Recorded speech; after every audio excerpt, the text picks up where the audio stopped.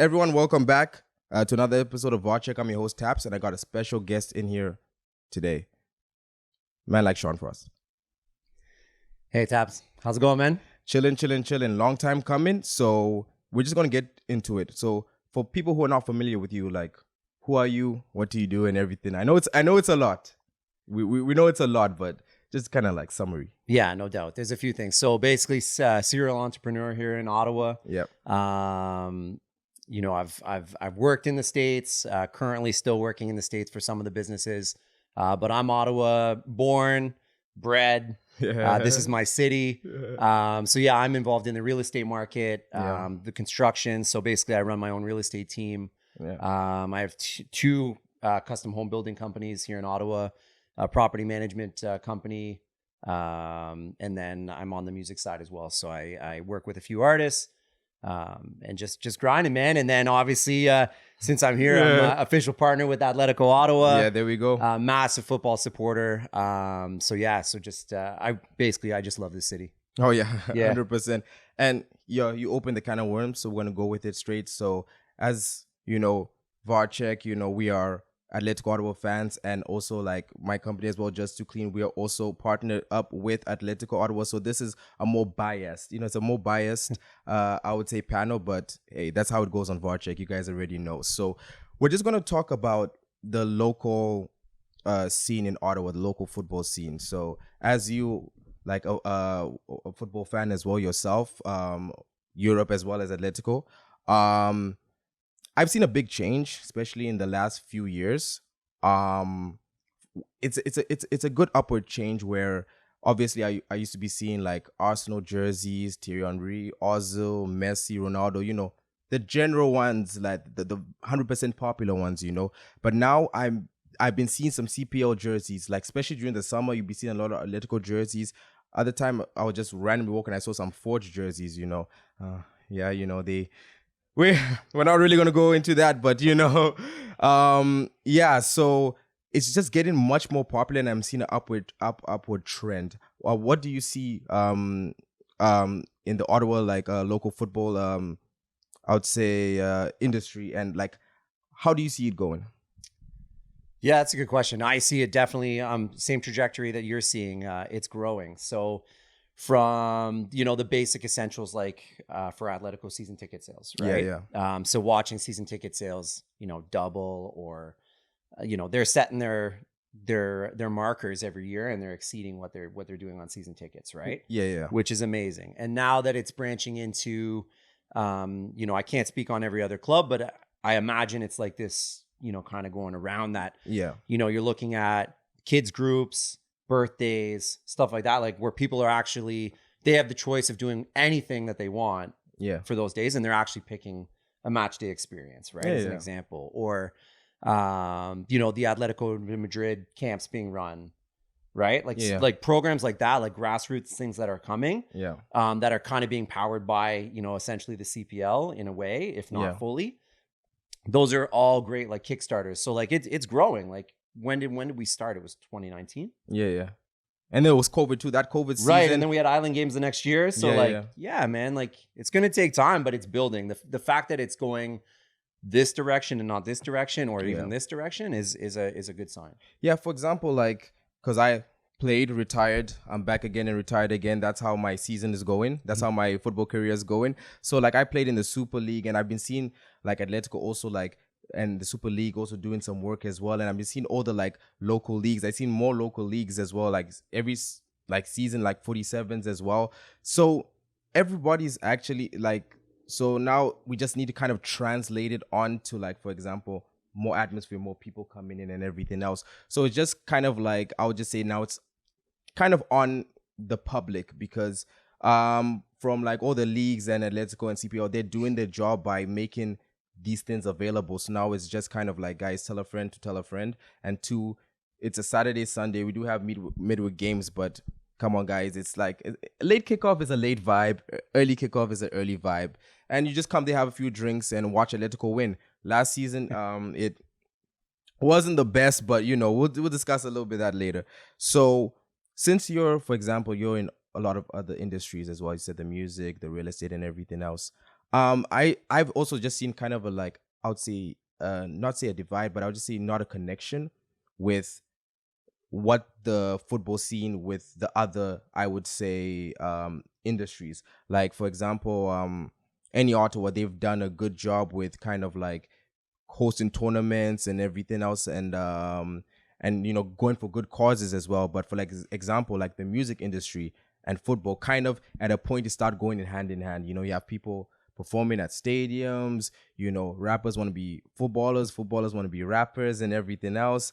And there's so much that they can both profit from each other. So how do you kind of, I would say, especially with Ottawa, kind of like connect those two industries? Let's just start with the we'll just mainly focus on the music industry and the football industry. Right. So for me, it's simple because I'm a supporter first. So that's where the whole connection came in terms of the music, the real estate, everything is come in from me first and foremost through passion. Like it's always been me as a club supporter, and that's how this all started. So I'm a supporter first.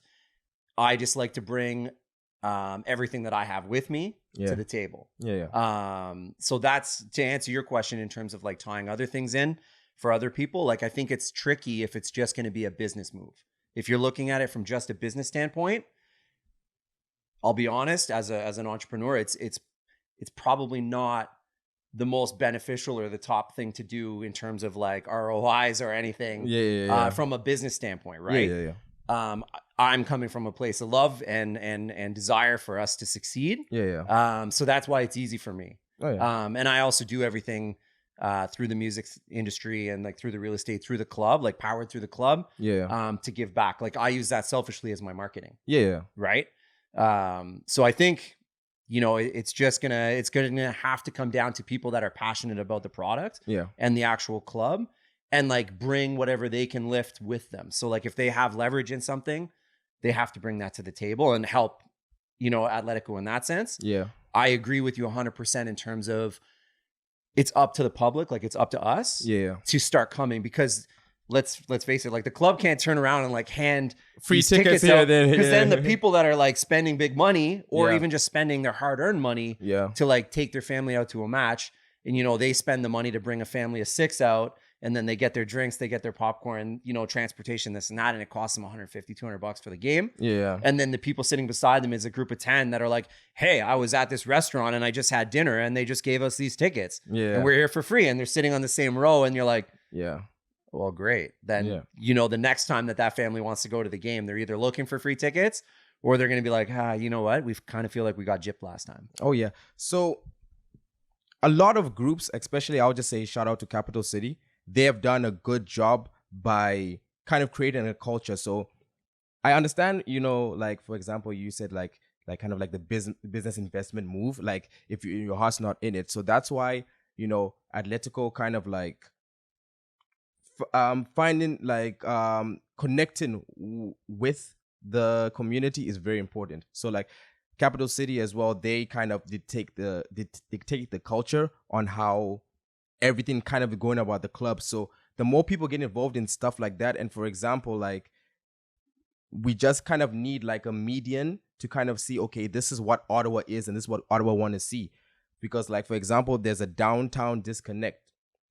I need to see posters. I need to see billboards. I need to see Ollie's face everywhere. They're smiling Ollie. I need to see Ollywood t-shirts everywhere. You know what I mean? So it's just been, I would say, X amount of time, and the way it's going up, it's trending. It's going up, and it's gonna keep on going up. But I really, you know, with the World Cup coming, you know, 2026, and the kind of excitement around that, it's kind of bubbling. So I just kind of feel like, you know, we just need that. I would just say that those 1-2 one moves, and to connect Canada with Atletico, to connect Barhaven. There's so many places in Ottawa, and I can guarantee that if you get at least 4,000 or 5,000 people from each of them coming down with the people around the glebe and everything else, it's a full stadium. And then it's like, hey guys, we're gonna need a bigger stadium. That's what it kind of is. So it's a building process, you know.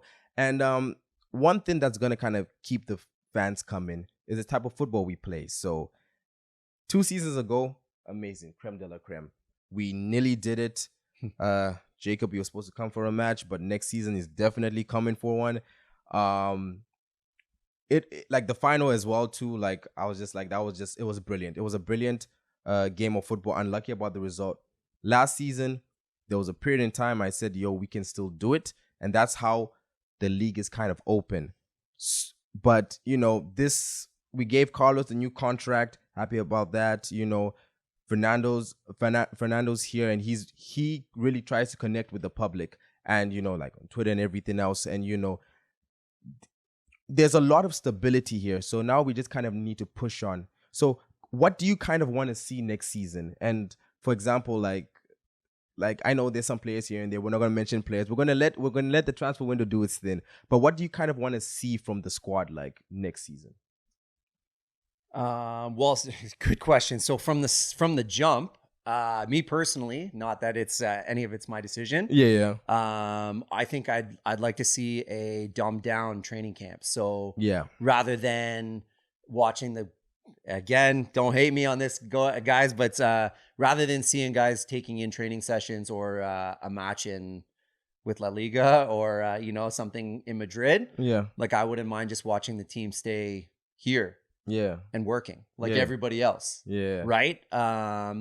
Basically 2 seasons like last year, 2 right off the jump. Like we didn't get off to the start that we wanted to. Yeah. And having worrying about guys being able to travel to Spain to get started, or this guy signed after, or visas weren't cleared in time. Yeah. And then you're disjointed, and then it's all to say that you got some training sessions in the sun. Like it's totally. I get it. It's an experience. It's amazing. That's all good. Yeah. But I just think, a focus on the start of the season, and coming correct. So I think staying here or somewhere local, might do us some good. At least a change up, right? The last 2 or 3 years they've been over to Spain. So I think just starting off here correctly, with regards to visas and everything, I know sometimes it's out of people's hands. Yeah. But having that team locked in,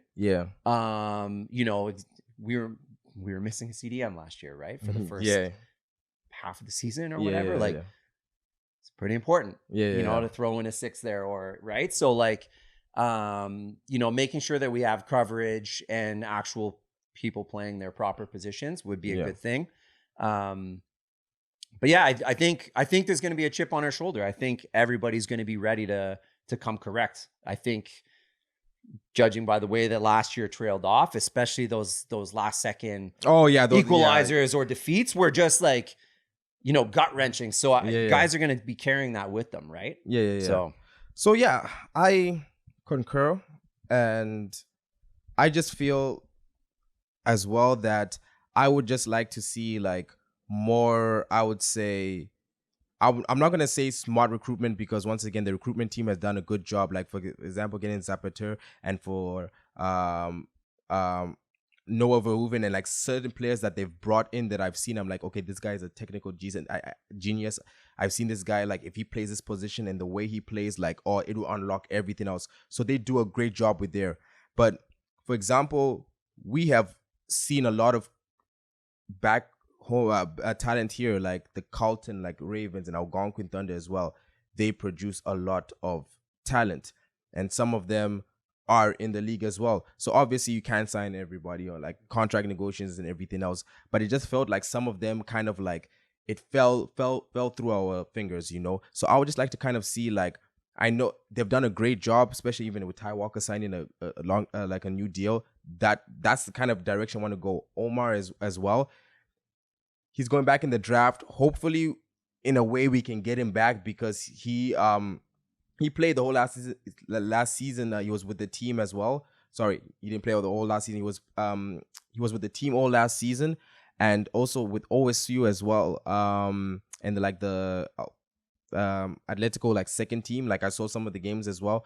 He played brilliant. We also have a lot of I would say good people in that team. So I would just like to kind of see if there's a way. Just, hey guys, bring them to the side and be like, hey guys, to be honest, sign it. Just sign it. Just better recruitment. I would say with a local Ottawa talent, because some of them that I see that are in the CPL and everything else, I see them. They're playing they're playing at the top. They're one of the top performers. So I just want to kind of see that. So speaking on Atletico, so I know last season wasn't like the best, but which which was your favorite game last season? On the pitch with regards to the football, Yeah.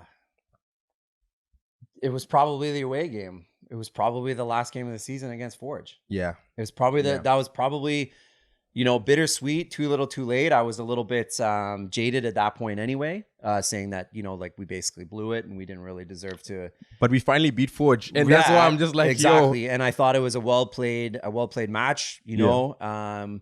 Expectations were not crazy high. I was kind of proud of the guys for showing up. It would have been, I think that's what it was. It would have been super easy for us to just fold and like pack it in for next year. Yeah. So the fact that they're going off and pulling a result away, oddly enough, like I really valued that. Like I was like, man, like I'm super impressed with this. With regards to the actual match day experience, like the whole match day, like that's an easy one. It would have been the home opener for me because of what it was about. Selfishly, I was fortunate enough to be the opening day sponsor. In part with Chio and Lily's family. So for me, that was like a massive honor. And then also, that stemming to win the Community Impact Award for the CPL this year, right? So, we raised a ton of money for Chio, which is great. And then, and then we ended up doing, I didn't really get publicized, but I ended up going and putting another $2,500 check at Chio on top of that. That's what's up, man. Yeah, man. So like, super proud of that. And just that whole experience, my dad's in the suite with me. He's in the box with me every game. So like being able to experience that with like my close friends and my dad and doing the home opener and then seeing the guys come out. And it was just like the turnout, the amount of people, like, it was a good vibe, man. And we were so excited from last year, right? Like from the year before, right? And it was like big expectations and like, we're ready to go. So I think at that point we hadn't slipped yet. So it was, it was all optimism at that point, right? 100%. Like, and that was just wonderful to hear for as you even said, you do like, you put like, you're a fan, so you put in like your heart and soul. And like, as you're saying, you're a giver as well. So you put your heart and soul into other stuff as well. So like seeing you just getting recognition, like on the board when we score, it's just like, you know what? I'm like, it's like, just kudos to your work up to this point. Thanks. So for the first time, I think I attended every single game, and I have 2-1s, and I think the one against Calvary when we won 1-0, and I'm like, that was just kind of a statement, and I think we just played great football. Musi, he's one of my favorite players, and we mocked him out of the game. And the second one, funny enough, was when they beat us with the last minute one, the 2-1. That game had everything I needed, and Luke scored the cracker, man. Yeah. Like once I saw that, like that's the best goal I've seen live. That is the best goal I've seen live. I think that or either the Baloo bicycle one where he scored. Funny enough, the best goals I've seen live or Atletico Ottawa goals. Anyway, moving on. And then we lost at the end, but it was like whatever happened. But it was just kind of like the tension, the energy, and like the next thing, and like everyone was raring to go for the next game. So that's what I'm saying. It was just such like those were two like hot and cold experiences, but it just made me want to go to the next game. Right. So that was just wonderful. So yeah, and like I think the other CPL teams as well. I think I don't know what's going on most in the cities. Like since we're in Ottawa, we see a lot of Instagram posts and everything else. So like in Forge and Vancouver and them. Pacific as well. I know that they're doing their job as well, but it just collectively as fans and everything else, just pour your heart into your team and just kind of like it's something to do. It's your backyard, guys, what else do you have to do on a Saturday? Like, come on, guys, But we're just gonna end this off on basically 2024. Since it's the end of 2023 and everything else, what's in store for you 2024? Anything what you can tell people? What for you can tell people. Sure. Well, in terms of the community side, like it's going to be, it's a build, right? So it's just going to be building. So, with regards to the club, like I'm going to be doing the opening match day again. That's something that I'm going to try to keep going as long as I can afford to do it. So, again, that's my big thing is like, I do all my marketing through community give back and community engagement. I'd much rather use money and build my name from helping somebody than a bus sign or a radio ad. And that's not knocking anybody that's doing that. That's just not me. I also don't do anything that I don't want to do. I made that very clear in my life like years ago that if it's something other than like going to the doctor or the dentist, you know, like that kind of stuff, like if I'm not feeling it, I don't do it. So I'm only doing stuff that I want to do. I wake up, I only do stuff that I want to do. If I didn't want to be here, I wouldn't be here. 100%. I want to be here. So it's going to be building on that. We're going to be doing back to Boys and Girls Club game. Doing more meet and greets. I did a good one last year with a group to meet the players, showed up at a practice. They all came over, kicked the ball around. So I'm going to be doubling up on that this year. So we're going to do 2 meet and greets. Last year, I also did tickets for the whole season for CHIO. So every game of the season, either a CHIO family, a patient family, or frontline workers, or both, came to a game every season. That's wonderful, man. Which was blessed. And then the other thing that I'm going to continue to provide is tickets. So if anybody's going through a tough time, down on their luck, you can always email events@seanfrost.com. And my event coordinator, I'm not gonna lie, my event coordinator though will send you tickets to go to the game. And you name the match, I'll get you there. If you need a break, if you need a helping hand, if you need something like that, I got you. So that's always going to continue. Business wise, on the real estate front and the construction front, I'm just going to stay hungry, keep pushing. As always. And then the music side, same thing. I got a massive year lined up for 2024 on the music side. Shout out 2Time. But yeah, we're cruising, we're working. It's going to be a lot of good stuff for the city coming out of that music side as well. But yeah, it's just building. I want to build just the way that you want to build your business, and that we want to build this fan base and build the community engagement with the club. That's what we're going to keep working towards. That's what I want to hear. So guys, 2024 is going to be a packed year. I just see everything just going upwards. We'll do what we can. Appreciate you coming onto the podcast as well. Thanks for having me. Anytime. Shout out once again to Down the Wire, Jacob and everyone. Once again, guys, like, comment, subscribe, and we have so much more content, some more surprises, as you can see, Vibes FC. So we have a lot coming, guys. But once again, thank you guys for the support, and till next time.